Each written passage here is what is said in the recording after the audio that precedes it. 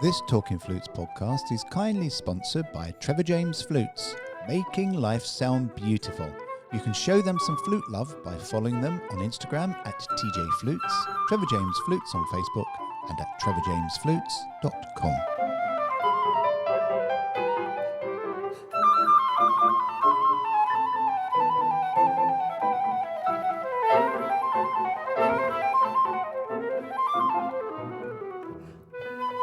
Hello and welcome this week to Talking Flutes with me, Jean-Paul Wright. With 175 Talking Flute podcasts already live, then it's not uncommon that some of the back catalogue of our wonderful pods are missed by new listeners to this channel. So this week, and for the next 5 weeks, instead of having our usual summer break, Claire and I are taking a look back at some of our favourite podcasts and also those chosen by you during the last 3 years.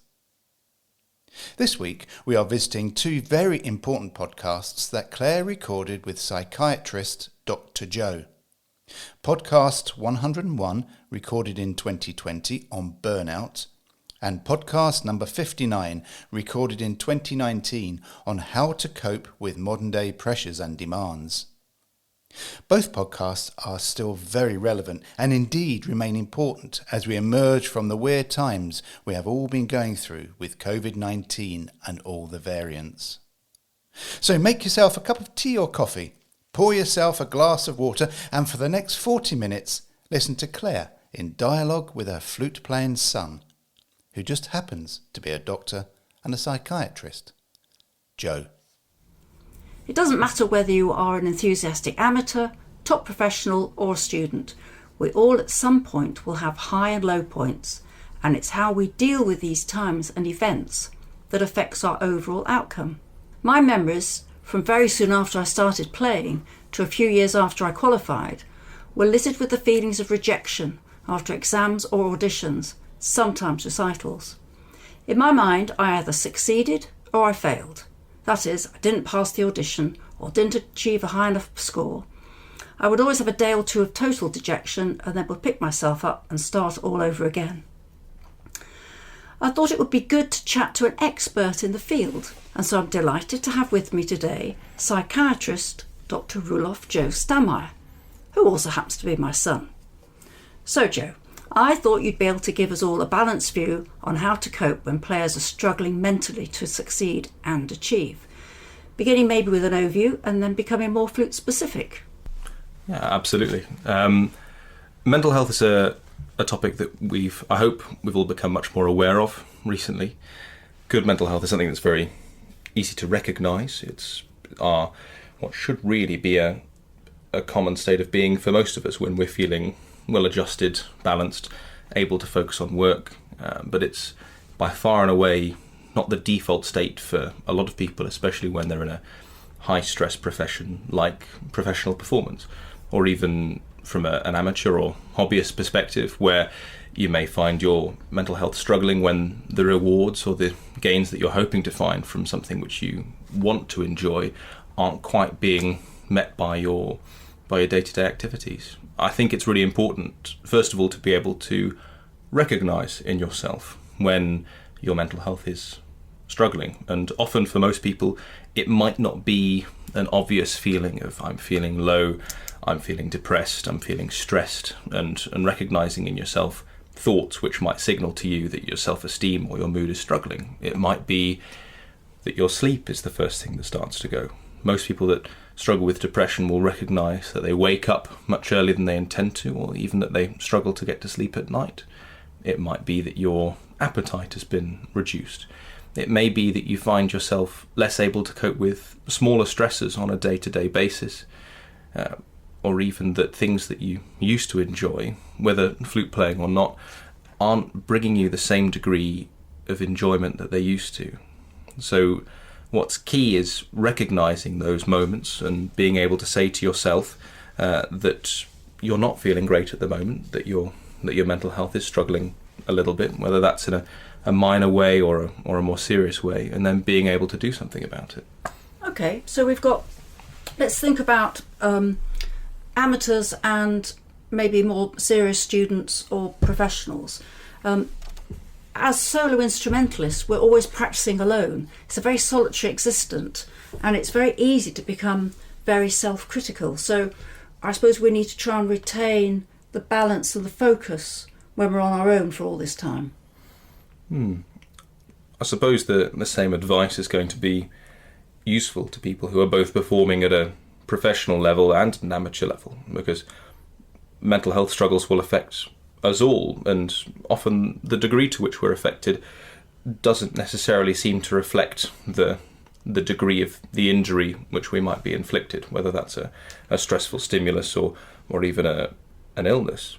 I think if you're spending most of your time on your own, in a practicing sense, and if most of the stress is coming from being on your own, it might be important to realise when that environment is no longer becoming helpful. Okay, so you might recognise then that practice isn't being helpful. I suppose when you might be feeling worse and playing worse, and then what should you do? Create some distance? I think it's important to make sure that you have some way of escaping harmful cycles. So I imagine most people would be incredibly familiar with the scenario of you'll be practicing, you'll hit a bad note or a bad phrase, you'll recognise that it's not the right way to play that passage, you'll go back to the beginning again, you might hit another bad note or even the same one again and again, and the pattern will repeat in a way which you have a constant self-narrative that you're not a good player, I can't play this piece, I can't play this passage, and you might end up catastrophizing into, really quite alarming thoughts like, I can't play the flute at all, I should give up now. And most of the time, I'd hope that most of us would be able to recognise that that's not a thought that's really representative of what's going on. But in those kind of moments, I think it would be important to maybe take a step back, whether that's sorted with 5 minutes of put the flute down, go for a walk, go for a cup of tea, or if this is something which you're finding is more and more pervasive, getting out of the space where you're practicing, going out, doing something that normally brings you enjoyment, actually going and seeking an activity separate from practice, which can bring your mood back to a place where you're feeling more stable, settled, well and balanced, whereby when you do go back to the flute, that practice is actually useful and beneficial, as opposed to practicing in a poor state of mind where it's not only going to make you feel worse, but it's not going to do anything for your playing either. Okay, so sort of to sum up then, if you're feeling that things aren't going well, you can create distance between your practice and maybe go for a walk, have a cup of tea, go and do an sporting activity, something that brings you joy. What about mindfulness? Well, I think when we've actually touched upon what's quite an important theme. So mindfulness has become incredibly popular recently, which I think is a brilliant thing. Mindfulness is incredibly useful, but the evidence base for mindfulness is actually surprisingly much more narrow than you might think. Mindfulness is absolutely fantastic at preventing relapse. So in people who are in a good state of mind, who are feeling well and who are feeling balanced, mindfulness is a brilliant technique to learn, because it is a skill. Mindfulness, it's not an intervention, it's a skill which you learn through practice. So when you're feeling well, the ability to practice mindfulness will help you to stay well and will help to reduce the number of times that you might find yourself feeling low or find yourself having a relapse in your mental health. One of the problems is when we are feeling low, when we're feeling bad, or even when we're in crisis, mindfulness is not actually helpful. Focusing on your own thoughts and feelings and emotions is not really a great experience when all of those thoughts, feelings and emotions are self-critical, negative, bad, and you can actually even worsen your mental health if you try to engage deeply in mindfulness while you're in a state of crisis. Which is why when I talk about things that you can do to help yourself in those moments of practice when you're feeling self-critical, what I'm actually talking about are techniques based on something called behavioral activation, which is finding an activity or doing something, planning a set thing which can get you away from what is currently being a negative stimulus and into something which will bring you back into a more positive frame of mind. Okay, so post-rejection is not a good time for mindfulness, and you need to have a plan of activities to distract you when negative attitudes might arise. Yeah, I suppose it might be a good way to frame it as it being important to have a repertoire of helpful things to do, things that you know will make you feel better when you're in that incredibly negative space. I imagine you'll probably have some feedback from people listening who say that mindfulness is always helpful to me when I'm in a bad space, and there may well be people for whom that is a useful technique for them. But if I'm giving sort of broad advice to the majority of people, in that immediate post-rejection negative space, mindfulness may actually serve to make you feel slightly worse. Yeah, that's really interesting. I never even thought about that. So that's something I'm going to certainly take on board myself. So probably then when you're feeling well, that's the time to come up with some good behavioural activities about what you like to do, like I said, walking or watching a film or some sporting activity, so that when you're in a low place, you can go to those places. Absolutely. When you're in a low place, it's going to be a massive struggle to think of things which make you happy, because you're not going to be in the sort of frame of mind where you'll be able to recognise the enjoyment that those activities would bring you. It's important when we think in a behavioural activation framework to list 4 key categories in the activities that you might plan for yourself. And I'd list them as achievement. So how much of a sense of achievement does this activity give me? And for some people that might be cleaning the kitchen. That might make you feel like you've ticked a box, that you've done something, that you've achieved something from the day. Another important category is closeness. How close does that make me feel to other people? How connected does this make me feel to my friends, my family, my social circle? The third would be, how enjoyable is this activity? How much innate joy does this bring me? And it doesn't matter what the activity is, it doesn't matter what it's doing or how much it's ticking any other boxes, but how genuinely happy does doing this make you feel when you're in a good space? And the fourth category is importance, which can be a little bit of an arbitrary or difficult thing to assign, but it is very subjective. How important is this activity to you? How grand is this or how important is this in the grand scheme of things for you to have achieved? So achievement, closeness, enjoyable, important. And an activity doesn't have to tick all 4 of those boxes, but it should focus on at least one, and ideally more. And on the topic of a sporting activity, that is the one thing I'd definitely say to anyone. If you don't currently have a sport or a type of exercise, whether that is as simple as a walk that you like doing around your house or a professional sport that you play with a team, definitely go out and pick one up. Definitely find a sport, because exercise is a great way to boost your mood. Absolutely. So, and what about building up a support network? So I'm thinking about a lot of people listening will have teachers, but if you haven't got a teacher, maybe your peers, someone to talk to, so you have some sort of support network to help you in sort of times of need. As a mental health professional, one of the most reassuring things nowadays is how open people are talking with mental health, but I think it's important to recognise that there is still a certain degree of stigma about talking about your mental health and talking about your mood, which might seem to some people like a challenge to building a support network for that. But I would still definitely encourage people to try talking to close friends, support networks, teachers, family even, if you're having a bad time. And it doesn't have to be if you have a pre-existing struggle with your mental health. It doesn't have to be a deep opening of all of your deepest, darkest struggles. What it can be is just being able to say to someone, I'm actually having a bit of a bad day today.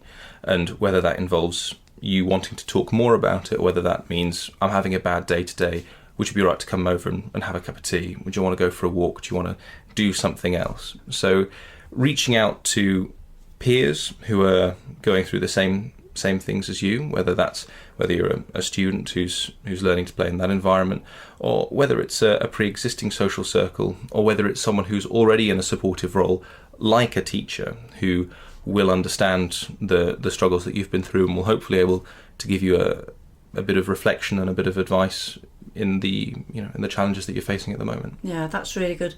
But also, I suppose, if you're standing in a practice room on your own, you've been there for a while, and you are having a really bad day, it's also good to recognise that yourself, saying, look, having a really bad day, let's go and do something else, rather than hammering at this, whatever it is that you're doing, and sort of digging a deeper hole. Yeah, I think a phrase that I've used before is practice doesn't make perfect, practice makes permanent. So if the practice that you're doing is in that negative, self-critical frame of mind, and all you're doing is reinforcing each time you play a passage that I'm getting this wrong, I'm bad at the flute, all that you're doing is making permanent that association that you have with that passage. And if you do it over a really extended frame of time, what you're doing is you're making that personal, self-critical association with the activity of playing the flute. So if in your practice you're noticing that you are associating, you're having this conditioning between your self-critical internal voice and playing the flute, move yourself out of that space, even for 5 minutes, so that when you next go back to practice, the association that you're making is positive. You play that passage well, you're thinking to yourself, I am a good flute player, I am good at this, I'm enjoying this. So that when you're practicing, the thing that you're making permanent is not a negative association, but a positive association. Okay, that's great, Joe. Now, my support networks, I chat to my colleagues. I love talking to my great friend Ian Clark. We can talk about flutes all day, and it's really good to sort of discuss various topics with him and get things sorted out in my head.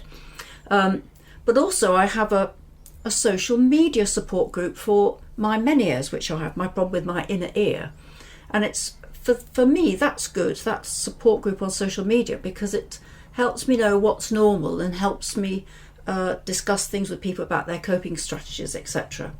But there are problems though, aren't there, about getting bad advice from social media, because everybody has an opinion. What are your thoughts on social media? So social media can be a fantastic tool for connecting, for having that social network and that support network which we were talking about earlier.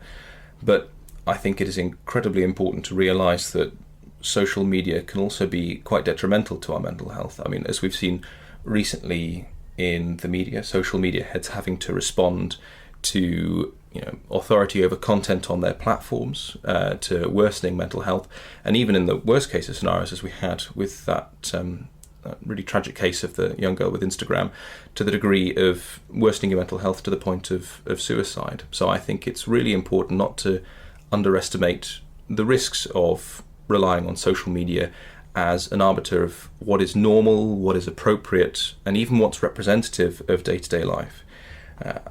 I imagine there is a huge preponderance of performers, musicians and otherwise, who will only post on a social media account the positive aspects of their careers, whether it's a gig that went well, whether it's a lifestyle or a salary, or whether it's even an association that they have with themselves, with their own mental health and with their practicing that they have. It's important not to look to that as a representative part of musicianhood or even being a performer. And one of the risks of social media is that we can see a wealth of people who seem to be doing incredibly well, which can make ourselves feel very isolated, like we're the only people who are struggling, we're the only people who are not having a good day, we're the only people who've had a bad gig or a rough spate with practice, or that think that we're not great performers. So social media, while being fabulous for support networks and socializing, also can very much skew our opinion of how we're meant to be doing, and especially talking about what's normal. Anyone who is having an incredibly challenging time with their mental health might struggle and think that it's normal to be happy, whereas in actual fact most people probably don't spend the majority of their time feeling happy. So if the only image that you see of people is from a social media window, assuming that 100% of the time the rest of the world is feeling absolutely on cloud nine, when in actual fact what you're feeling most of the time is incredibly low, you might start to think that you're not normal. Yeah, that's interesting. So social media could promote poor mental health if you're not careful about how you use it. I mean, I've certainly noticed that a lot of people sort of are always promoting how great a concert's been, how wonderful their students are, what a wonderful life they're having, and we have no idea if it's actually true. And it's from their perception, not from anybody else. So I always think that you can't always emulate your heroes or your social media friends, and someone's success story is not necessarily reality. So definitely you have to be really, really careful. And I suppose these days, solo success depends a lot on the brand that you create. And that's often through social media, where you have to market yourself. I suppose that's why people are starting to sort of up how well they're doing and how great everything is. So we just need to keep have a little bit of a reality check, don't we? I suppose we are touching on a bit of a double-edged sword there, in that you're right. In order to create, from a marketing perspective, in order to create a successful brand, the image that you have to promote has to be almost uniformly positive, and yet the catch of that wealth of uniformly positive brands is that for everyone else, that's the only image that they see, and that's not representative. So the cost of good marketing is creating an environment where we risk worsening other people's mental health. It's a challenging issue. Yeah, it is. Claire then went on to ask Joe about burnout. What is it, and what can we all do to prevent it? Burnout, I think, is something that we've been hearing about a lot more recently. It's certainly been a topic that's become easier to talk about, and something which has certainly garnered a lot more attention in the media. I think a lot of people may have heard the phrase before, but might not have had a comfortable understanding of what it involved. And the way to really think about it is the long-term consequence of stress. So stress is an acute experience. You feel stressed in a moment or about an event, and burnout is what happens when the amount of stress that you're experiencing along a long period of time is more than you're able to recover from. And this can be a result of work stress, as in the definition before, or even chronic stress in your personal life as well, whether that's from a financial point of view, relationships, housing, or many other issues. It's not a sign that you're ill or that there's something wrong with you. It is an expected response when your emotional reserve is depleted. It is a normal human reaction. So there is a difference between burnout and stress. Very much so. I mean, a way to think about it is your emotional reserves are a bit like a fuel tank, and we all have an ability to cope with stress and hardship and with emotionally difficult situations, whether that's something very stressful or even just the background stress of turning up to work and having to perform to a high level. And all of those activities will deplete that fuel tank a little bit, and all of us will have ways of refilling that tank, whether it's an evening off, having a weekend, socialising, or having hobbies that you enjoy. Burnout is what happens when, over a long period of time, you are not filling up as much as you are burning that fuel. And when that tank is empty, when you have no emotional reserves left, that is when we become burnt out. Okay, so it's a bit like you can get to the point where it can feel like no matter how hard you try, you're not getting anywhere, which is exhausting, as if you're trying to swim against the current.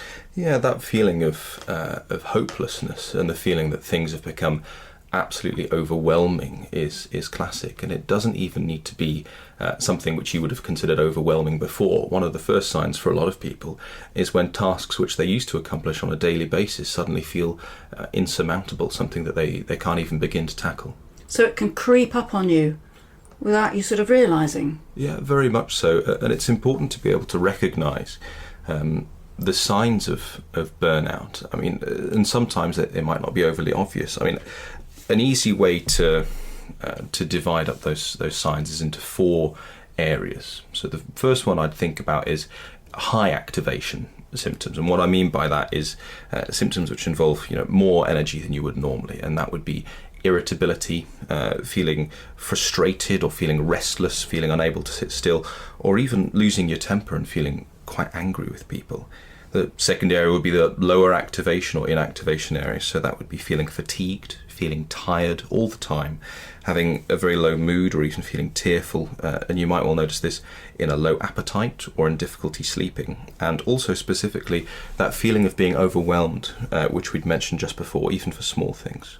The third area would be bad coping mechanisms. So a lot of people can find themselves drinking or smoking more than they used to, or even finding themselves driven to other substances to help them cope.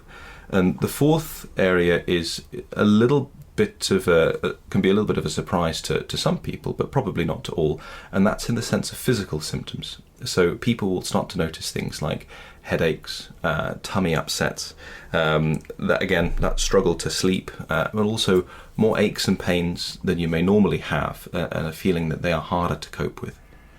Wow, so there's quite a few symptoms could be there, which could be due to other things as well, of course. Oh, absolutely, yeah. But when we're thinking about musicians, and the fact that you practice for long hours alone, and you often have a lack of balance in your everyday life or your family life, a lack of social life. So going back to my first 2 years at college, I never went out for the first 2 years. I worked so hard. I was, got up early, practiced 6 hours a day, went to my lectures and classes, and it's interesting how today it's certainly when we're talking now about mental health, it's talked about far more easily and more readily. I was noticing that social media, we've talked before about social media and the damage it can have on us. Sometimes social media can elevate some musicians too quickly. And then they've got the stress and the pressure of having to stay there. But also maybe some of those musicians shouldn't have been elevated to that position at that particular time. So it's a case of they've not quite achieved what they needed to achieve in order to have that status. And that creates too much emphasis on sort of their image sometimes rather than their skill. There just seems to be so much pressure to succeed rather than giving people time to find their niche. Of course, one of the big causes of feelings of burnout at all levels of performance is a feeling that your current standard or your current performance is not where it should be. And that sense of should is often not representative of truth, or is often not an accurate statement, but is a perception of a higher standard of performance which is not being met. And it often really doesn't reflect the quality of the work that's being produced by an individual, but more so the expectation from others, or even from an overly critical self compared to what's actually being given. Absolutely, Joe, that's really interesting. But also I was thinking that many musicians develop their careers from a passionate hobby, which was what I did. My hobby became my job.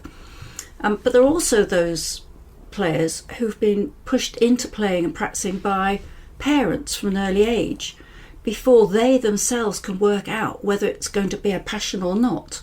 And that can create burnout. I know there's been a lot of students at the specialist music schools and junior schools and at the colleges that have left very early on because of burnout. I suppose there are two things in there. For any performer who takes something which was a passionate hobby and then it has to become a craft or a job, especially if it's a way of earning money, you will have a different relationship with something which used to bring you joy, and taking yourself back to a place where it is a provider of joy as opposed to a necessity can really be quite a challenge for a lot of people. I wish it was easy. Yeah, that would be great, wouldn't it? And I suppose when you're feeling burnt out, especially, a lot of the things which you might have previously derived joy from can seem insurmountable. I mean, a common example in performers is they may have quite a large undertaking, so say a complex orchestral piece or a sonata, and when you are at the beginning of that process and when you are looking at that wealth of work that you have to accomplish, finding a starting point or finding the ability to start, sort of like looking at an empty book when you want to try and write a novel. That first sentence, or even in a musical context, that first phrase can be a really difficult step to take. Yeah, I wish we could find a way of allowing people to go back and play like they did when they were younger, with that feeling of joy you were talking about. It's just reminded me of a golf story, and of course I've got to bring in a golf story, Joe, because I get them in most of these podcasts. I read something recently about Rory McIlroy, who's number 2 in the world, and he's all last year he was having terrible problems putting, and then someone suggested to him that he should go and putt like he did when he was a little boy, where he just get on the putting green and just hit the ball and just go with a feel. Suddenly his putting became better. So we need to find the sort of the musical equivalent of this, that we can pick up our instruments and play as if we were just like improvising or just playing for fun, and find that joy. Absolutely. And if you're in that early stage of burnout, where the main thing that you're struggling with is that lack of drive and that lack of motivation, finding the things that bring you joy in your work is one of the most important first steps that you can take. I know we talked earlier about activities that can drain you of that emotional reserve, and activities that can refill that emotional reserve. And if you can find things within your flute playing and within your practice which can refill that emotional reserve, that is the most important first step to try and take if you're still at that stage. An example might be, to go back to that analogy of a complex piece that you've just started to try and practice, and that you're going to have to perform eventually. Looking through it and finding a phrase or a bar, the most tiny segment, which does bring you joy, that you find a sense of beauty and happiness and purpose in, and saying to yourself, I'm just going to do that. And the moment you start to take those miniature steps and bring your focus, really narrow it down into those tiny aspects that bring you joy, the next step becomes that much easier. So it's managing your expectations, and it's taking very, very small steps. So for me, if I wanted to sort of play something that gave me great joy, I'd go and play some Nestor Torres pieces, or I'd go and play some Mike Moore pieces. The postcard. What was it? Musical postcards. Yes, musical postcards. I used to love that, and that would always give me joy. Something completely different to get me excited about flute and playing again before I might move on to something else. And if you're in a place where an entire piece is something that you can turn to in your repertoire to make you happy about playing, that's fantastic. But if you're at a point where even a whole piece might seem insurmountable or overwhelming, that's when you've got to use this trick of narrowing your focus. When the mountain seems too much to climb, you've just got to look at the next step in front of you. And if you can find in that narrowed focus, in those small spaces, and like I said, if it's just a bar or a phrase, that's enough for that first step.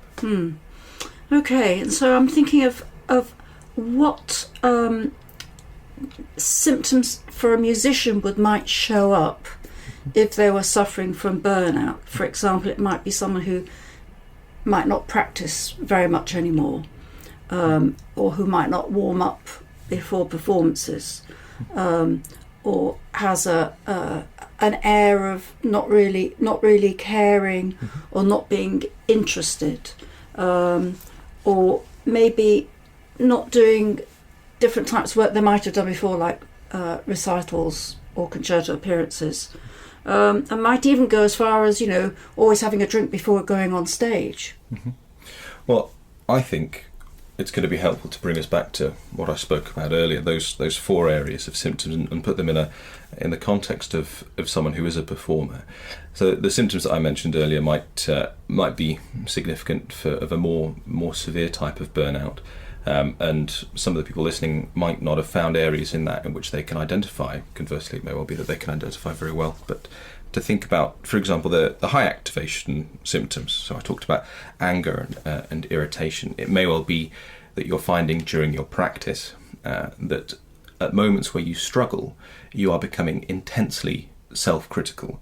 You're finding yourself very angry at yourself for having made mistakes, wrong notes, poor phrasing, and it may be that critical voice is becoming more and more severe, and it may well be you that's noticed it, or it may well be friends or colleagues that point it out. The second would be the low activation areas, and I really do think that the lack of motivation or loss of motivation is probably the first thing that people will notice, that lack of drive to actually play. And it may well be that that's the only symptom of low activation that a lot of people have, that all of a sudden it is not an activity that brings any joy, or that the idea of picking up your flute and starting to play is not something that you can envisage. Feeling overwhelmed, even when tasked with doing small things, and at times it may well be that even that example I gave of playing a phrase or a bar, that even that feels overwhelming, and at which point it might be time to think about taking a short break and stopping that practice session before it becomes more harmful than beneficial. Yes, and I was just thinking then that how do we move this on to saying what can people do on a practical level? Because this sounds like there's going to be no simple answer here. It's a mixture of things, isn't it? Absolutely. And when I see people for burnout in my professional life, the answer is always very personalised. There's rarely a one-size-fits-all solution, but I can absolutely talk through the process that I go through for finding solutions when people are burnt out. So the first step is absolutely to recognise that you're being burnt out, and that is a process of reflecting and thinking. Is this the acknowledgement of it? Absolutely. And if you're finding yourself having this complete lack of motivation, feeling angry at yourself, having this low mood, then it's related to this chronic application of stress. And the stress itself doesn't have to be high stress. It's just the fact that stress is more than you can manage over a long period of time. So recognizing that burnout is a factor is the first step.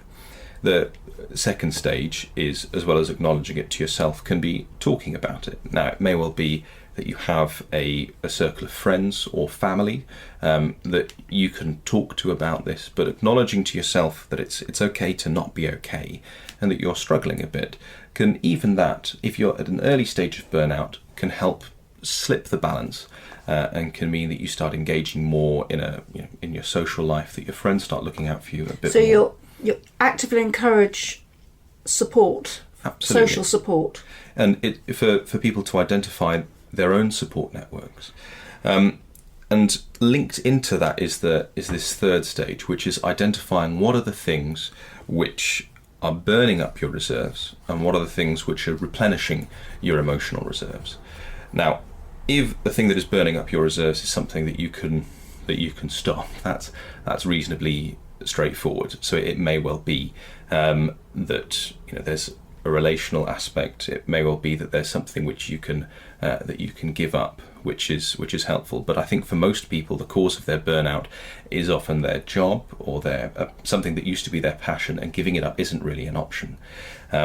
So finding the moments in that job, or finding the moments in your playing and in your practice which stop you from feeling your reserves are depleted, or even can replenish them, is really important. And on the note of replenishing reserves, it's also about identifying other areas in your personal life which do make you feel better. For a lot of people, that might be a hobby, or it may even just be spending time at home and reading a book. And it often is our hobby though that we're doing.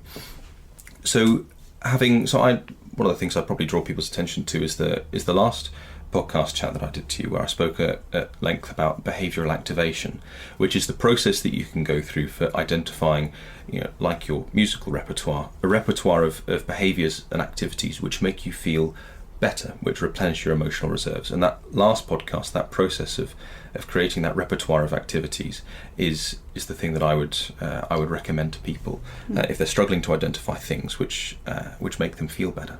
I suppose you could actually even start with very simple things like sleep more, eat better, take some exercise, things like that. What do you think? Oh, absolutely. So I suppose sleeping better is challenging, and often poor sleep is is one of the things which plagues a lot of people in my clinic, and is one of the hardest things to remedy. And I think it's also important to mention that there may well be people listening who are at a stage of burnout where they're not even able to complete this task, where this process of identifying things which are emotionally depleting or refilling in itself is overwhelming. And if you are struggling to talk and struggling to even go through this, it's important to be aware that there are a lot of resources out there which are incredibly helpful. And the ones that I'll give a quick mention to are, so for everyone, there is a website called Mood Juice, and that's worth a quick Google, which goes through a very helpful series of coping mechanisms which people might find beneficial. For any men who are listening, there is a website called the Campaign Against Living Miserably. The acronym is CALM, and that's worth a read through. And for anyone who's under 25, there is a website called The Mix, or again, worth a Google. Really important to recognise is you do not have to reach a threshold of being ill enough to seek help, or ill enough to benefit from any of these techniques, even if the only thing that you can recognise yourself struggling with is a feeling of a loss of motivation. By all means, look at these resources, use these techniques that we've talked about, because it's never too soon to start making positive changes, especially if they're helpful. And always reach out to friends and colleagues if you're worried that they might be struggling, and offer bits of help and these bits of advice, especially if they've helped you. Thank you to Claire and Joe for the fascinating but important podcast content this week. Thank you to you too for listening. So until next week, keep smiling, keep believing, may your flute playing continue to bring you joy, and your high F sharp be particularly beautiful and in tune. Goodbye.